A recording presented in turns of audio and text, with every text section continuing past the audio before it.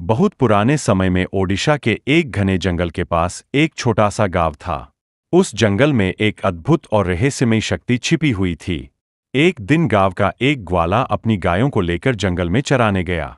अचानक उसे जमीन से निकलती हुई एक तेज चमकदार रोशनी दिखा। यह देखकर ग्वाला डर गया और तुरंत गांव की ओर भागा। गांव पहुंचकर उसने सभी लोगों को उस अजीब रोशनी के बारे में बताया।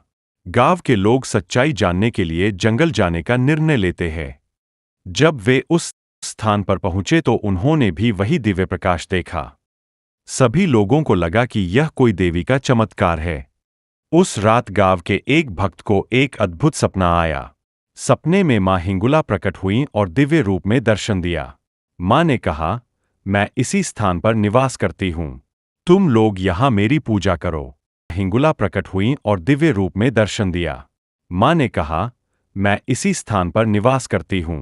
तुम लोग यहां मेरी पूजा करो। मैं तुम्हें हर संकट और दुख से बचाऊंगी। अगली सुबह उस भक्त ने गांव वालों को अपना सपना बताया। सभी गांव वाले बहुत खुश हुए और मां की पूजा करने का निश्चय किया। उन्होंने उस स्थान पर मां के लिए एक छोटा मंदिर बनाना शुरू किया।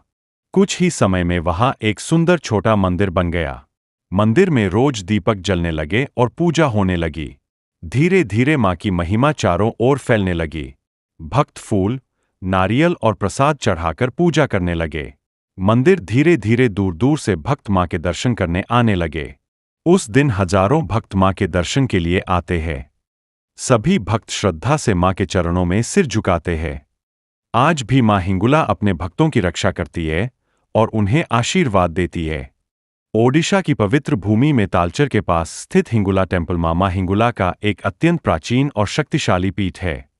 मां हिंगुला को देवी शक्ति का स्वरूप माना जाता है।